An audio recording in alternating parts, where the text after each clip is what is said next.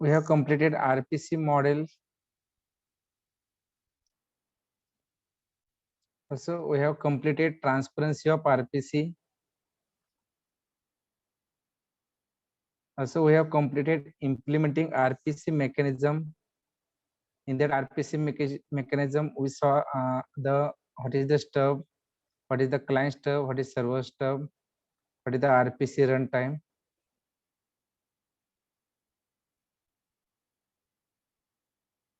Also, in last lecture, we saw the stub generation. There are two categories. First is manually stub generation, and second is automatically stub generation.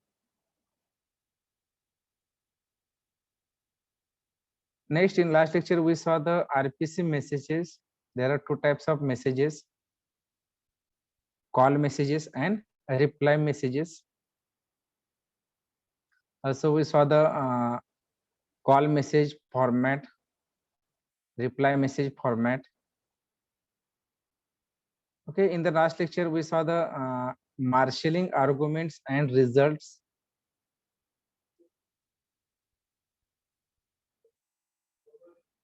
In that, we have completed server management. In that server management, have the two issues: server implementation and server creation. In the server implementation, we have completed stateful server and stateless servers.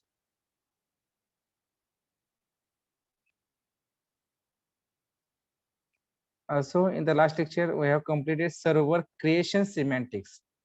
In that, there are four servers: instance per call servers, instance per session server, persistent servers, and also in the last lecture, we have completed parameter passing semantics.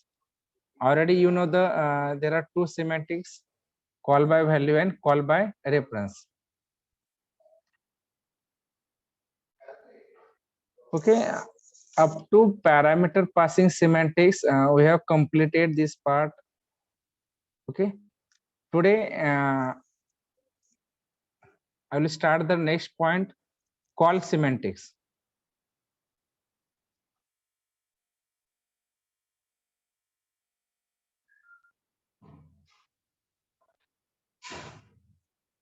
Okay, in call semantics, the failure of communication link between the caller and the callee node is possible. Okay, what is the call? Call means caller means client and callee means server. If caller want to send some request to the server, okay, they can send the request, but there are a number of reasons to failure will occur in between caller and callee. The first reason is call message. Your call message has lost. Second, reply message. Your reply message has lost. Okay, sometime caller or callee. Caller means client. Callee means server. Caller or callee machine will crash. And last is our communication link will failure. These are the reason. Okay, failure handling code is part of the RPC runtime. Okay, in the call semantics, at the time of communication is going on, okay, these are the failures can be occur in between client and server. First is our call message has lost. Second is if server give the reply to the client, this reply message has lost. Third is our client or server machine, okay, client or server machine will be crash. And last is the communication link between client and server will fall or fail, or we can call this is a remove. Somebody they remove the communication link between client and server. Okay, these are the failures can be occur in between client and server. Okay, there are total 5 types of call semantics. Okay, before that I will tell you what is the call. Call means I want to send the request from client to server. The send request, then client, I want to send the request from client to server. Then server give the reply to the client machine. Means here one cycle has completed. What is cycle? client send the request to the server, server give the reply to the client. Means here one cycle has completed. This cycle is called as call semantics. I repeat once again. What is the call semantics? If right now I have sent the message to all of you, write down your name in the chat box. Then all are give the reply to me. Okay, and in that reply, you have typed your name and roll number in the chat box. Means here one cycle has completed. Means I have sent the question. You okay from your side. Okay, you put the answer. Okay, means here one cycle has completed. This cycle is called as call semantics. Means request reply cycle has completed in between client and server. This cycle is called as call semantics. Total there are 5 call semantics. First is possibly or maybe call semantics. Second, last one call semantics. Third, last of many call semantics. Fourth, at least once call semantic. And fifth, exactly once call semantic. Okay, we'll see one by one.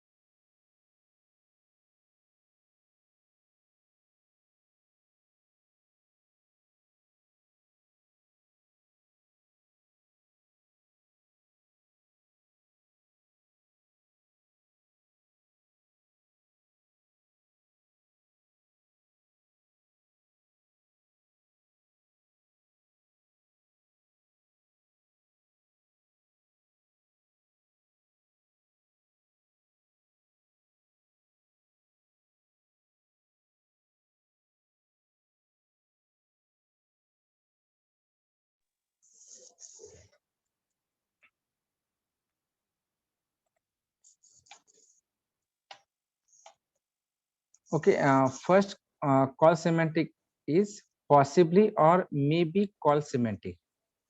Here it is a request protocol. It uses timeout but no surety of reply. See here, possibly or maybe call semantic. Means here clients will send the request, but client doesn't have guarantee to receive the reply from server. That's why here mentioned it is timeout but no surety of reply message. Okay, it is an asynchronous RPC. Server need not send back the reply. Okay, means possibly or maybe call semantic. Okay, what is the call semantic? Client send the request to the server, server give the reply to the client. This cycle is called as call semantic. But here, what will happen? Here, if timeout is occurred, still client doesn't receive any acknowledgement or any reply from server. Means here possibly or maybe call semantic. Okay, here we cannot give the guarantee. The call semantic is happen between client and server. Means here one thing is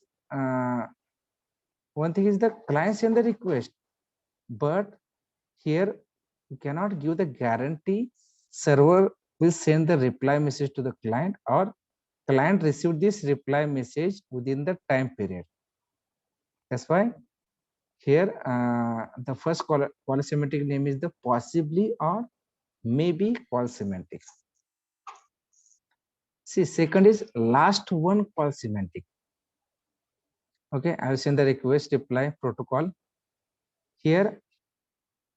Okay, before that, retransmission based on timeout. What is the meaning of retransmission? We retransmit the same request once again. I'll give the example. For example, I have sent the first request number 1 to the server. Server give the reply. Within this time period, I miss client receive this reply message from the server. Then client will send the second request. But within this time period, client doesn't receive any reply from server. Then here client will apply the retransmission process. Means they can retransmit the same request once again. Why? Because client doesn't receive any reply message from server. Means after timeout, okay, at the time of sending the request also, we set the timer. For example, right now I have sent one request to all of you. Okay, at the time of sending the request, I have used a timer. Okay, within this time period, means I have mentioned the 2-minute timer. Within this 2 minutes, I have received the reply from your side. Then and then only I will send the second request. But within this 2 minutes, I doesn't receive any response from your side. Then I will retransmit the same request. Retransmit the same request once again. Okay, same thing here. After timeout, a result of last execution is used by the caller. Means here, last one call semantic means here, if client receive the reply message from server, then and then only client will send the second request. If within this time period client doesn't receive any reply from server, then here client will apply the retransmission technique.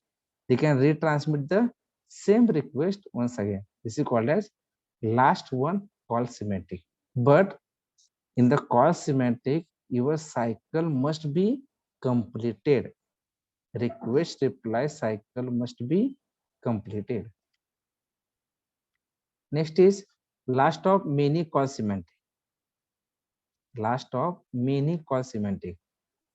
Similar to the last one call semantic, expect that the orphan means caller means client, orphan means client calls are neglected using call identifiers. Last of many call semantics. See here.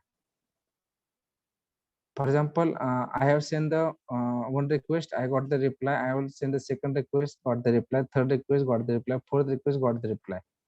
Here, I have sent the fifth request. I got the reply. I have sent the sixth request, got the reply. 7, 8, 9, 10. I have sent the 10 number request. I got the reply. Here, last of many call semantic means up to I have sent the 10 request and I received the 10 reply from the server. Then here last of many call semantics, here I have taken the 10th number reply message. See the third line. The caller accept a response only if the call identifier associated with its matches with the identifier of the most recently repeated call. Most recently repeated call. Right now, here up to 10, I have sent the request, and last 10 number request is the last of many call semantics. But here I have not repeated the request. Okay, I have sent the first request, I got the reply. I have sent the second request, I got the reply. But after sending the third request, I doesn't receive any reply from the server. Then I will retransmit the third request once again. Still, I doesn't receive any reply from the server. Then I will retransmit the same request number third once again. I will retransmit the request number third once again.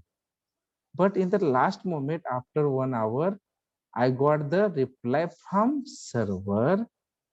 Then this reply is called as most recently repeated call. Means last of many call. Means for this third request, I have sent the n number of requests to the server. Okay. After this, sending the 10 requests of the same call, then after the 10 requests, I got the reply from the server. This last reply is called as last of many call semantics. म्हणजे एकाच request साठी आपण रिट्रान्समिट करतो. Why? Because the request number 3 we doesn't receive any reply from the server. Then we send this same request once again. After that also we doesn't got any reply from the server. Then we will retransmit the same request once again. But at the last moment, after the sending this same request in repeated mode, after the 10 number or 15 number, we got the reply from server. This reply is called as last of many call semantics.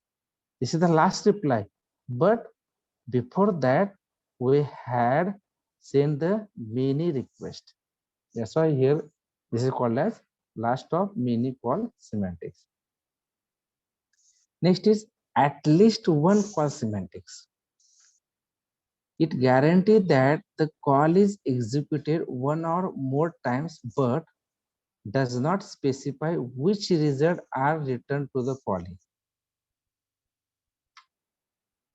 It uses timeout based retransmission without caring for the orphan calls. At least one call semantics means, for example, right now I have sent the first request. This request is executed at the server end. Then server give the reply message to the me means client machine. Okay, and client receive this reply message successfully. Then client will send the second request. This is the first part. Second part, client have sent the first request. Server start the execution of this request, but within this time period, client doesn't receive any request. Within this time period, this client machine doesn't receive any request. Then client machine retransmit the same request once again. Okay, means it is a timeout based retransmission without caring for the orphan calls. Orphan call means client calls. Okay, here at least one call semantic means after the retransmission of the first request, still client doesn't receive any reply message from server. Then client machine retransmit the same request once again, retransmit the same request once again. But this client machine send this request once again up to at least one reply got from server. कधी पण the client hey retransmit same request कधी करते जोपर्यंत server कोणता reply येत नाही. At least once call semantic. Once client receive the reply message from server, then client will eligible for sending the second request. Here exactly once call semantic. It is request reply acknowledgement protocol. No matter how many calls are made, a procedure is executed only once. Means client send the request, server give the reply, and once the client machine receive the reply, client give the acknowledgement to the server. Means it's the exactly once call semantic. Means you can think regarding this the request number 1. With this request number 1, exactly once call semantics means they will executed exactly once. Okay, and these are the call semantics. The types of call semantic, possibly or maybe call semantics. Last one call semantics, last of many call semantics, at least once call semantics, and exactly one's call semantic. All of you understood what is the call semantics? These are the types of call semantics. If anybody have question, please ask the question.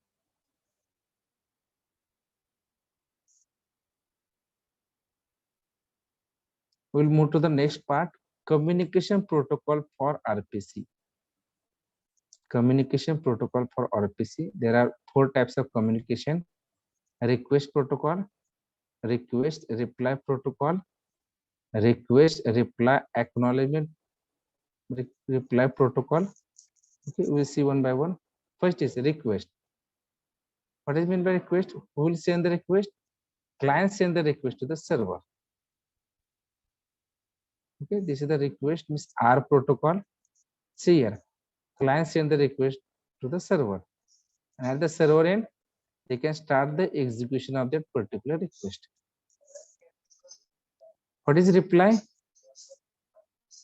Client send the request to the server, and server give the reply message. In the reply message, have the acknowledgement plus execution of the request or output of the request. I repeat once again.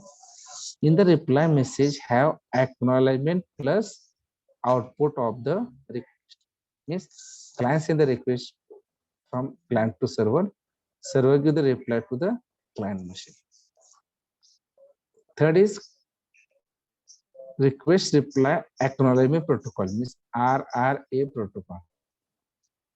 Client send the request to the server, server give the reply message to the client, and once the client has received the reply message from server, then client will send the acknowledgement to the server. Yes, I have received the result, I have received the reply from your side. Okay, then client send the acknowledgement message to the server. This is the request reply acknowledgement protocol. Means there are 3 types of communication protocol. Communication protocol means this is how we made the communication between client and server with the help of request reply acknowledgement protocol. This is the request protocol. Second is request reply protocol. And third is request reply acknowledgement protocol. Already you saw this diagram in the previous lectures also. The next point is the client server binding. Client server binding. Okay, I will show the one diagram, then you can easily understand what is the client server binding. What is the binding? See here. What is the binding? See, this is the client process. Second is the server process.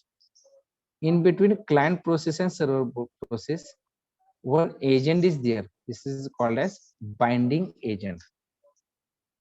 See, all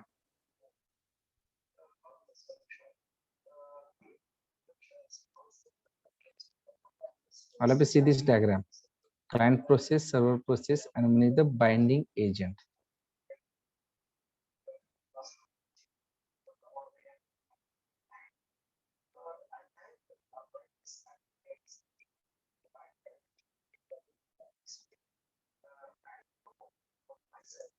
Okay, first the server process.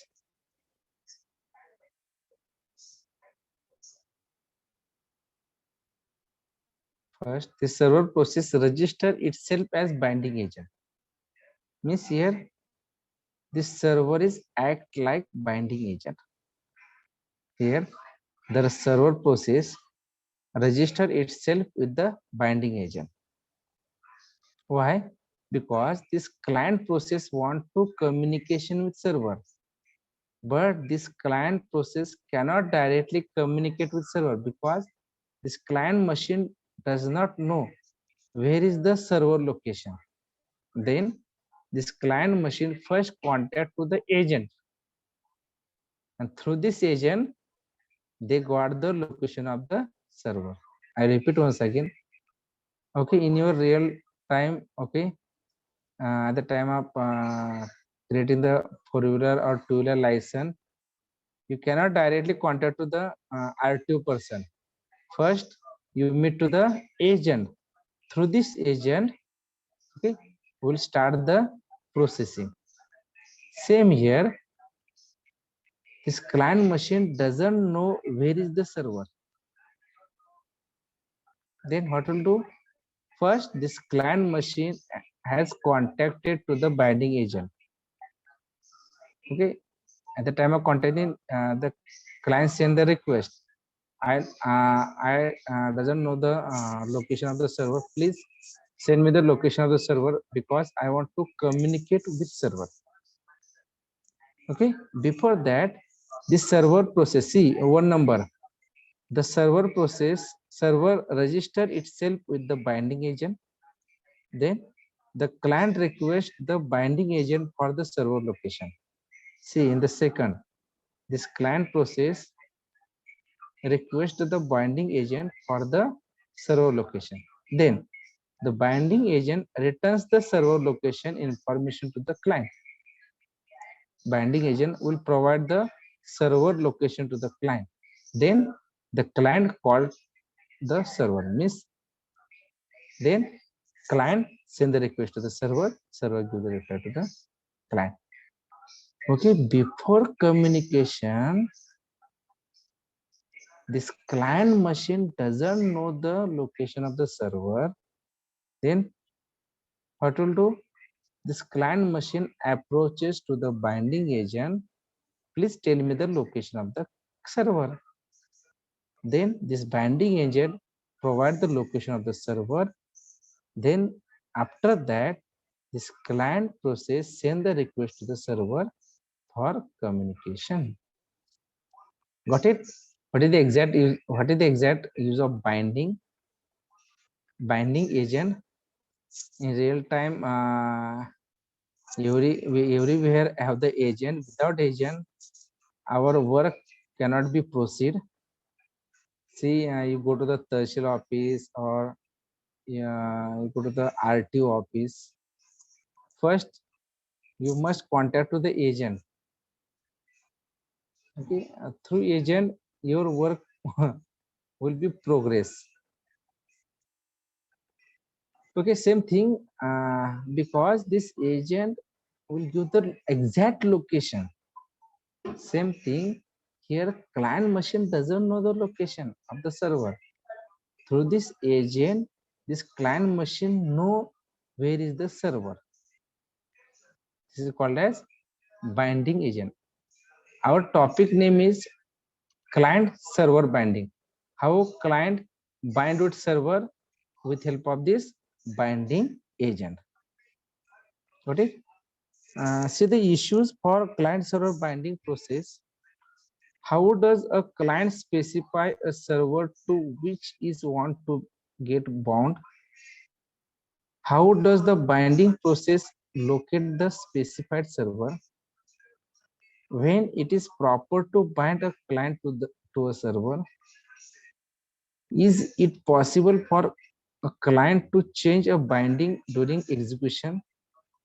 Can a client be similarly bound to multiple servers that provide the same service? Okay, here first we require the server name, because every computer machine have the name and your name should be unique. For example, if we have the Google server, okay, this Google name is unique. Google.com, this is the unique server name. Means the naming issue is the specification by a client of a server with which it wants to communicate. Why this name is required? See here, I don't know name of the Google. Then how I will access the Google server? It's very difficult. You should know the name of the servers, Google server, Facebook server. You also know the Google link, Facebook link. This is called as naming. Means every server have name. Here interface name of the server, it is unique identifier. Means every server have the unique name. Also, every server have the type and instance. What is the type? Type specify the version number of the different interfaces, and in instance specify the server providing the services. Okay, here main important thing is every server have the name. The interface name are created by the user, not by the RPC package. The RPC package only dictate the means by which an importer uses the interface name to the locate and exporter. See here, client send the request and server to the reply. Here, client has imported reply message from server, and here server act like exporter. They can export the reply message to the client. Means client has imported, server has exported. Here next is the server locating. Our server locating in the two ways: broadcasting. See the in many time you heard about this example, FM broadcasting. See here, FM broadcasting. FM is the only one server. They can the broadcast the messages to the all the client machine.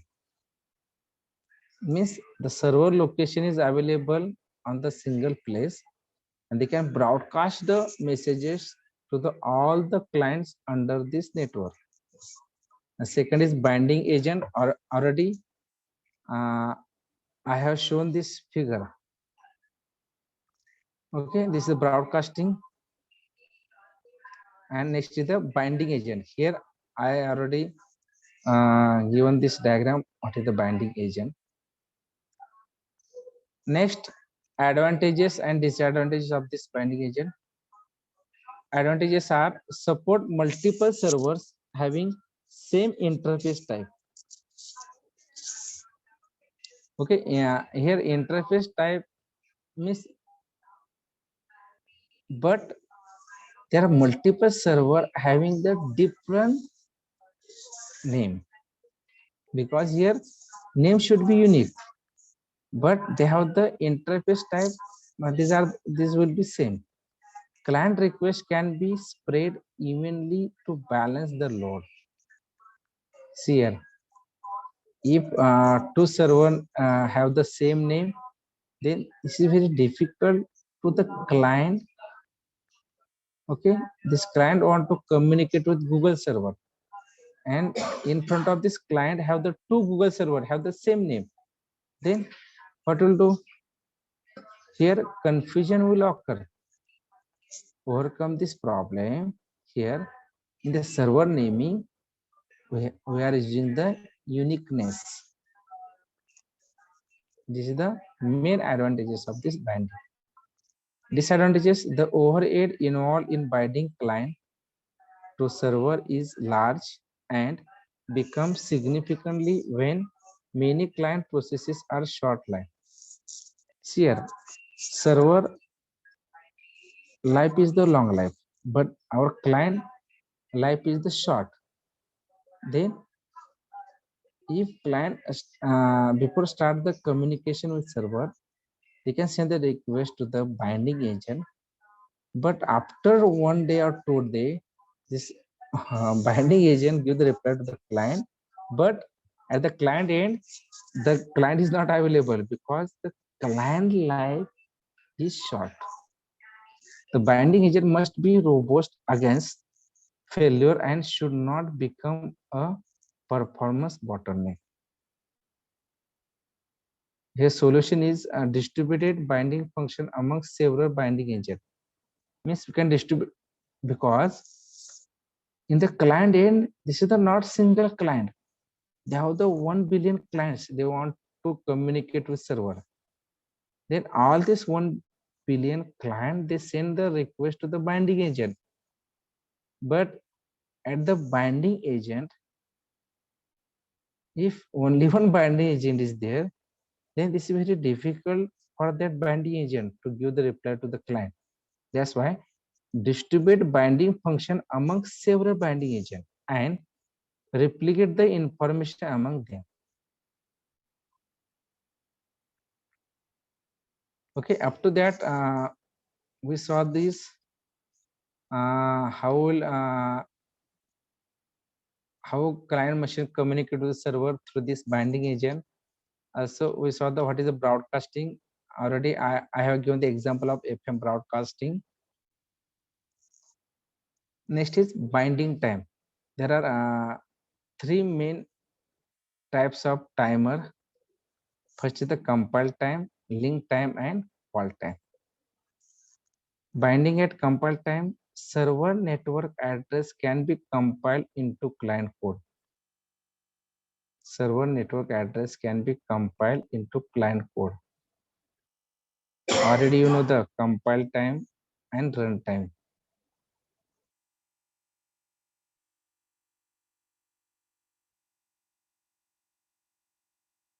Means at the time of communication, the server network address can be compiled into client code.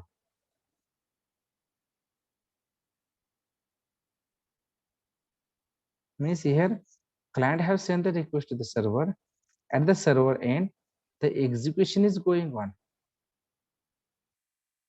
After execution, okay, after execution, this is the compile time. Before execution, this is the compile time.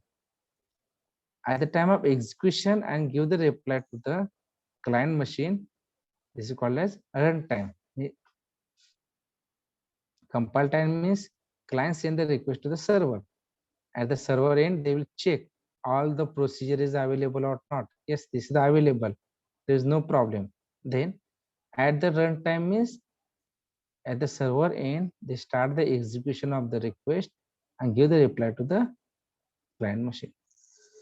Second is binding at link time. Client makes an import request to the binding agent for the service before making a call. This is the link time. Link time means why this link time has mentioned because client send the request to the binding agent. I want a location of the server. Okay, this link is going on between the binding agent and client, but binding agent doesn't give the reply to the client. Then after 1 minute or 2 minutes, this link will be expired because this link have timer. This link have timer. That's why here they have mentioned the binding at link time. Next is binding at call time. A client is bound to a server at the time when it call the server for the first time during its execution. A client is bound to a server at the time when it calls the server. Client calls the server for the first time during its execution. This is called as call time. Call time is first time our communication is going on. The client machine sends the request to the server. This is the first time request, and at the server end, our request execution is going on. The commonly used approach for binding at call time is the indirect call method. Okay, most of the time we can use this call time because only sending the request is not correct. Your request should be executed at the server end. These are the binding time. There are three types of time: binding at compile time, binding at link time, and binding at call time. Up to that, here we have completed the client server binding. In that, we saw the server naming. Also, we saw the server locating. There are two methods: broadcasting and binding agent. Broadcasting, already you know the example of the FM broadcasting. This is the binding agent. What is the exact use of binding agent? These are the advantages and disadvantages. These are the binding time. There are three types of time: compile time, link time, and call time. Up to that, all of you understood?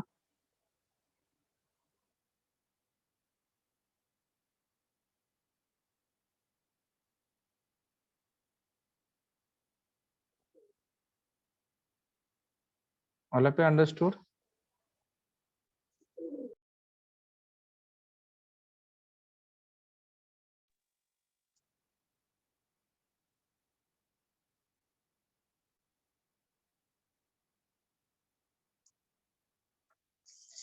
Next point is the exception handling. Next point is the exception handling.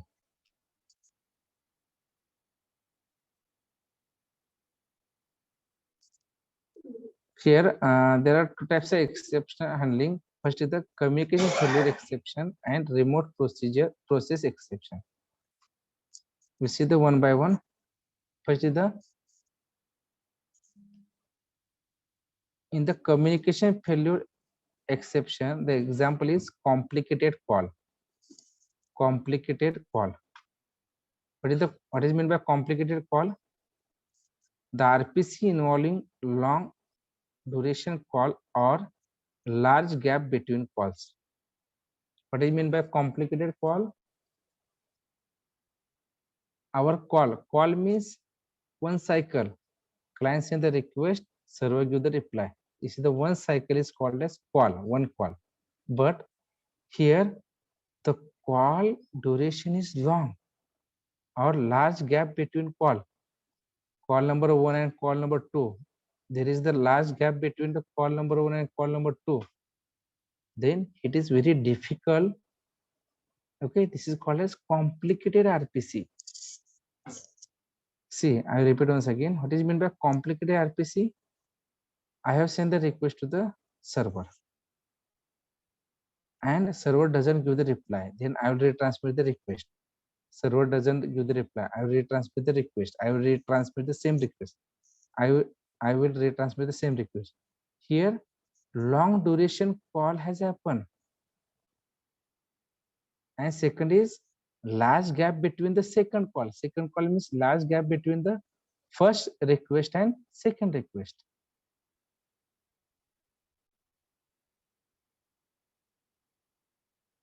Correct? This is the complicated RPC. RPC involving arguments and or result that are too large to fit in a single datagram packet. See here, RPC involving long duration call and long gap between calls. Already I was given the example. What is a long duration call? I have sent the request, server doesn't give the reply. Then I will transmit the same request once again. Still also server doesn't give the reply. I have retransmit the same request, retransmit the same request. This is the duration of this call is long. And second thing, the gap between first request and second request is large. This is two methods to handle this RPC. First is the periodic probing of the server by the client. After client send a request message, it periodically send a probe packet to the server, which the server is expected to acknowledge. Here, how will overcome this problem of this long duration call or large gap between calls? First client send the request to the server. Immediately, client will send the second packet. The packet name is the probe. In the probe packet, the client machine will check the server is live or dead. If server is live, they will give the immediately acknowledge to that particular packet. Means here, with the help of this probe packet, the client machine will check the server is live or server is dead. This allows the client to detect a server crash or communication link failure. Okay, with the help of this probe packet, client to detect a server crash or communication link failure and notify the corresponding user of an exception condition. What is this? Is the first periodic probing of the server by the client. Means here client will send the probe packet to the server. What is the meaning of this probe packet?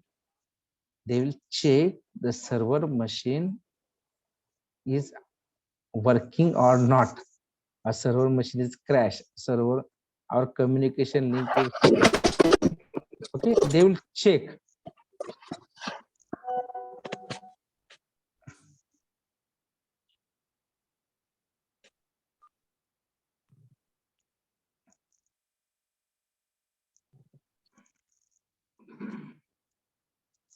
Okay, next is the periodic generation of an acknowledgement by the server. Anuradha, mute yourself. Okay, second is periodic generation of an acknowledgement by the server. If a server is not able to generate the next packet significantly sooner than the expected retransmission time, it spontaneously generates an acknowledgement. See here, the client sent the first request to the server, but within this time period, it is very difficult to server to generate the reply message. At that time, okay, server doesn't worry about this time. They immediately give the spontaneously generated acknowledgement to the client. Yes, I have received your request. Our execution is going on. Okay, this message has sent to the client machine. This is called a periodic generation of an acknowledgement by the server. I repeat once again. If client send the request to the server, at the server end, execution is going on. But this client have 2-minute timer. So within this 2 minutes, the server doesn't give the reply. At that time, server give the acknowledgement to the client machine. Yes, your request has received, and our execution is going on. But within this cycle, I doesn't give the reply. After 1 hour or 5 minutes, I'll give the reply to the client.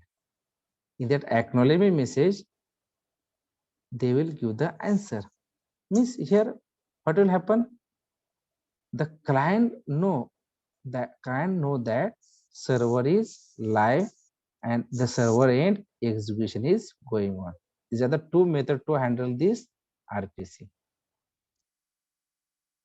Got it? Means here we have saw the exceptional handling. Here the first is the communication failure exception. Means here complicated call. The second is remote process exception. Here call is send exception back to the caller, or caller handle exception and send result to the callee. Okay, here we saw these two methods. With the help of this probe packet, client will check the server is live or not. And with the help of this acknowledgement packet, server give the guarantee of the reply message. The last point of this unit number 3 is security issue. Security issue. In the security issue, what will check? For example, I am the server. I will check the authentication of the client. See here, you receive the many calls from many companies. This is a fake call. Sometimes you can say this is the fake call. This is the fake messages. How will identify? Okay, we'll check the authentication. Is the authentication of the server by the client required? What are the issues? Security issues. First issue is the authentication of the server by the client required. Second issue, is the authentication of the client by the server required when the result is returned. And third, is it all rights if the argument and result of the RPC are accessible to users other than the caller and the callee? Means there are the many issues,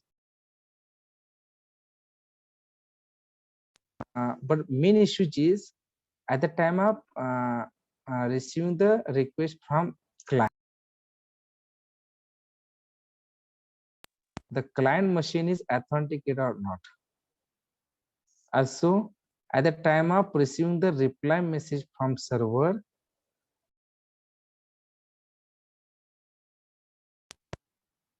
authentication of the server. See, right now our lecture is going on. Okay, before delivering the lecture to all of you, I have checked the division A and B students are authenticate. They are the authenticate student. And you also checked the subject teacher has authenticate. That's why you are listening the lecture. Correct? If the server or client, if anybody is fake or anybody is not authenticate, then here communication doesn't happen between client and server. Okay, this is the last part of this unit is security issues. Okay, up to that, in the third unit,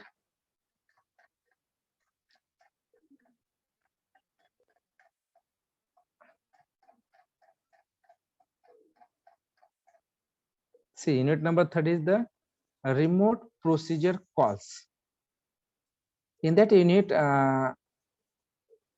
we have completed introduction part, RPC model, transparency RPC, implementing RPC mechanism, stub generation, RPC messages, marshalling argument and results, server management, parameter passing semantic. Okay, up to this parameter passing semantic, we have completed this part in the last lecture. Okay, today I have completed call semantic. In that call semantic, there are 5 types of call semantics, possibly or maybe call semantics, last one call semantics, last of many call semantics, at least once call semantics, and exactly once call semantic. Today we have completed communication protocol for RPC, request protocol, request reply protocol, request reply acknowledgement protocol. Also today we have completed client server binding. In that we have completed server naming, server locating. In that there are 2 methods, broadcasting and binding agent. Also we have completed binding time. There are 3 types of time: compile time, link time, and call time. Also we have completed exception handling, and last point is the we have completed security issue. Okay, here we have completed unit number 3, remote procedure calls.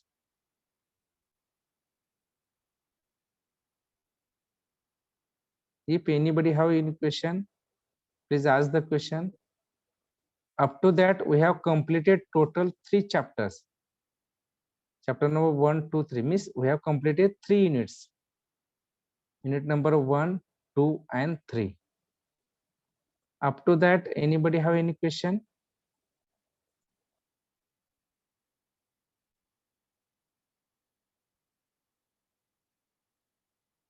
If you have any question, please ask the question.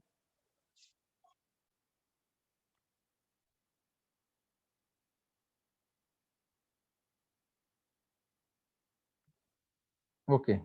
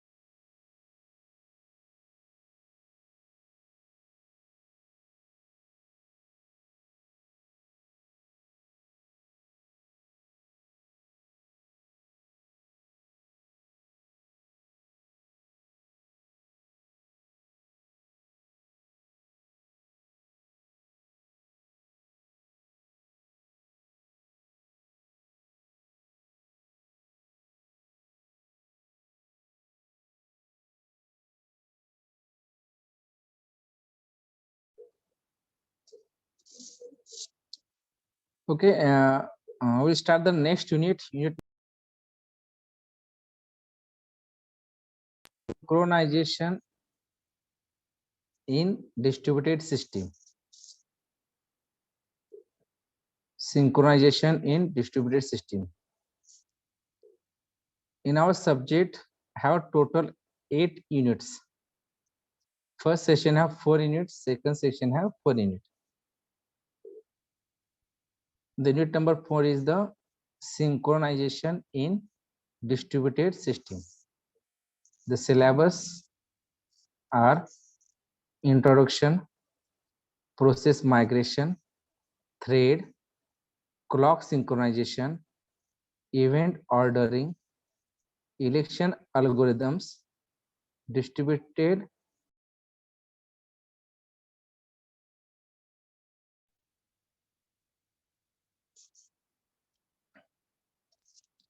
First, we'll see the introduction part. Our unit name is the synchronization in distributed system. Already you know what is the synchronization, what is the asynchronization. In the introduction part, synchronization in distributed system is achieved via clock. Synchronization in distributed system is achieved via clock. Why? Why clock is required? Why clock is required? Let's give the example. Synchronization in distributed system is achieved via clock. Clock means timer. We will say timer. Can achieve this synchronization via timer or via clock.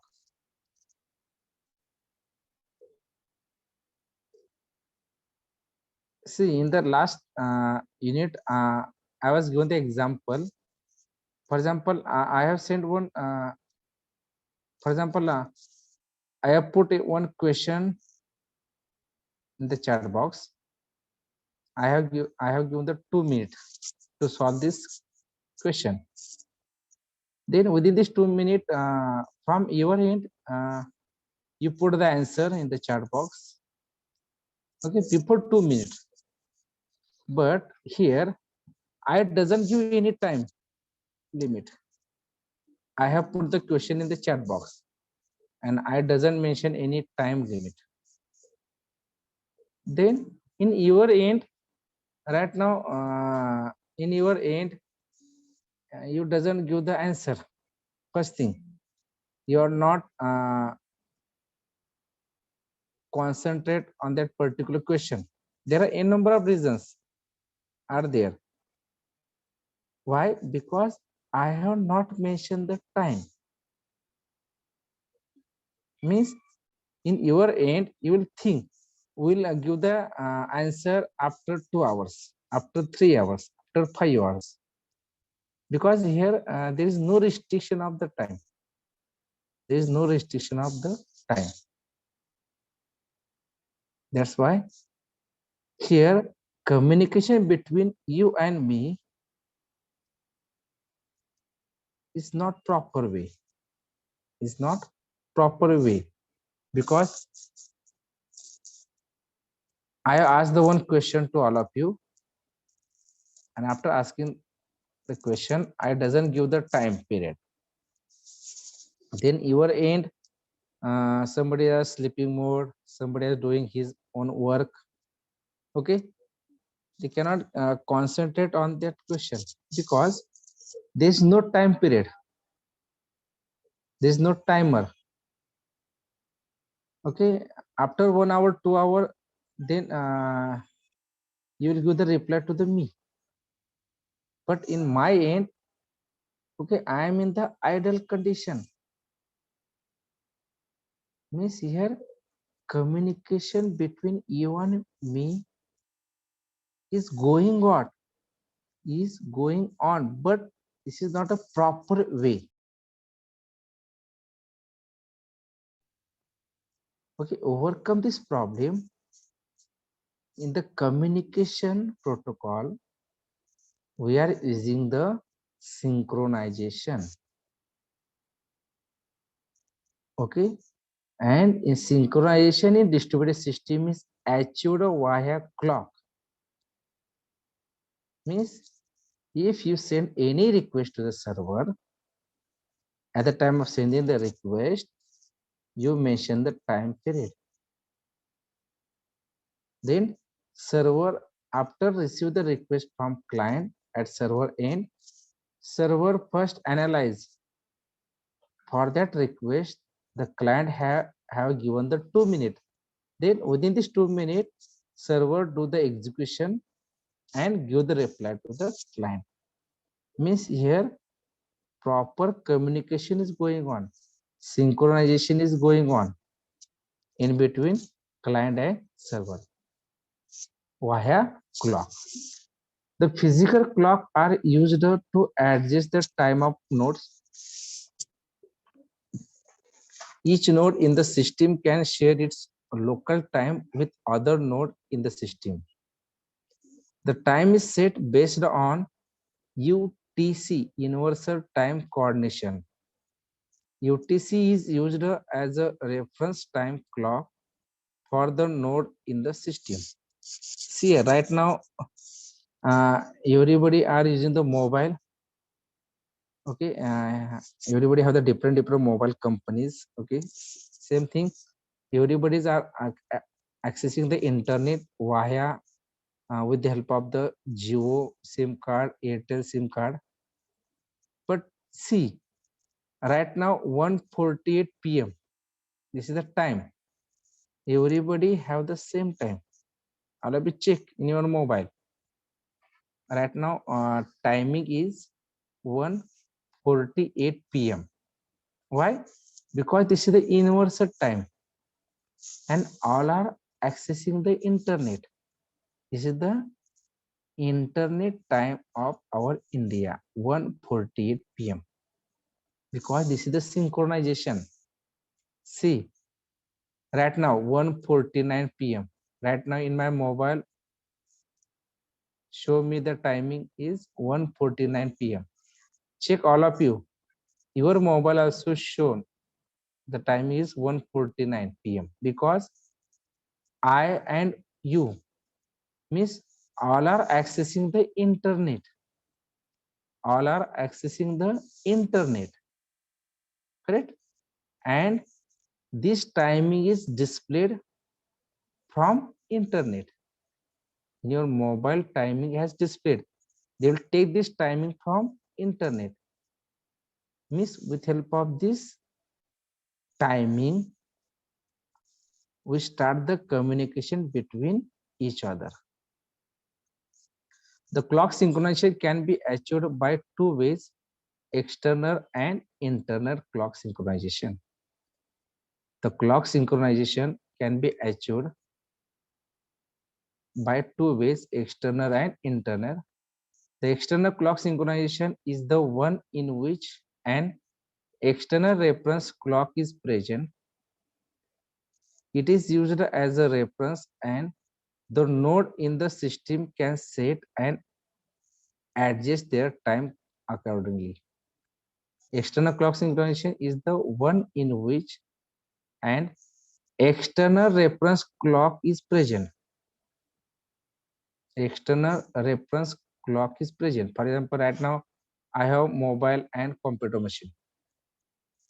I will take the reference of the external clock synchronization. Then I will take the time from my computer machine.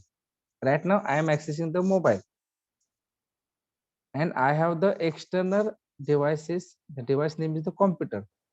Then is the one in which an external reference clock is present. For example, right now I have the two clocks. One is the mobile clock and second is the computer clock. Mobile clock is my own clock and computer clock is the reference clock. This is the external clock. It is used as a reference and the node in the system can set and adjust their time accordingly. For example, in my mobile time is 1:51 p.m. and my external device, my computer machine time is the 1:55. Then in my mobile, I will set and adjust my clock accordingly. I will change my clock and I reset my clock 1:55. This is the external clock synchronization. Second is internal clock synchronization.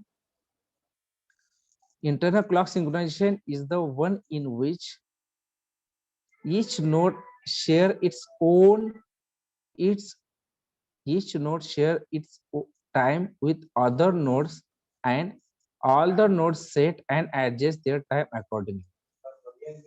Internet clock synchronization means right now we are accessing the internet. Okay, the internet time, they will share its time with other nodes. Other nodes means this is a computer, laptop, these are the nodes. The internet server, they can share its time with other nodes who are accessing the internet. These client machines or server machines are accessing the internet. Then this internet node share its time with other nodes and all the nodes set and adjust their time accordingly.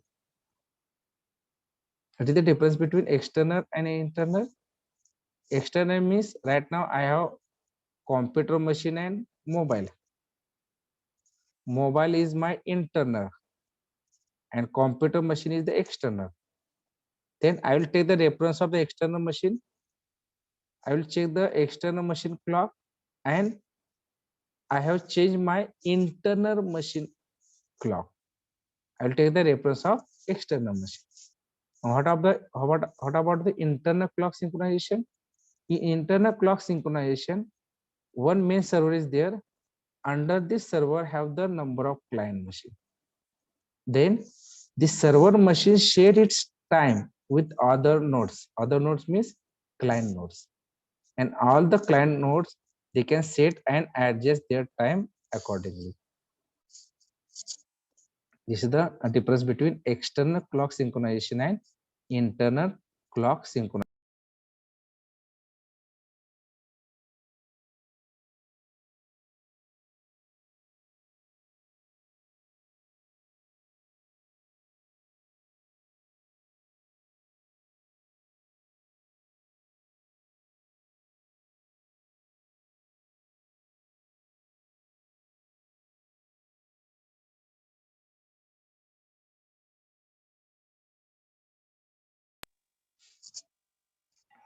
Okay, next point is the process migration. Okay, here up to that we have completed unit number 4. Here we have completed introduction part.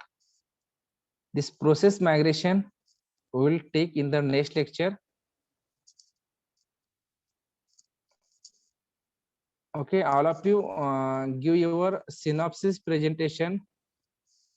I think yesterday some group was completed, or few many groups are remaining. Okay, few groups are remaining.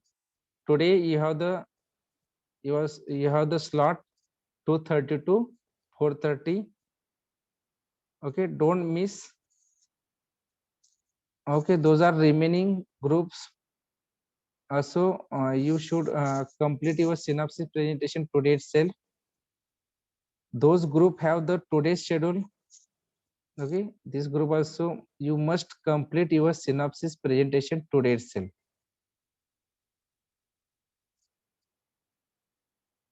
Today your synopsis presentation time is 2:30 to 4:30.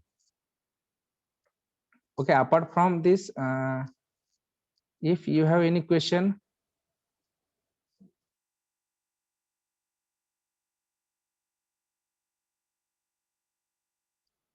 if don't have any question, you don't have any question, then you can drop out.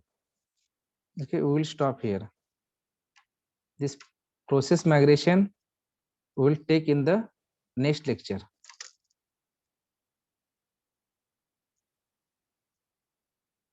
Thank you.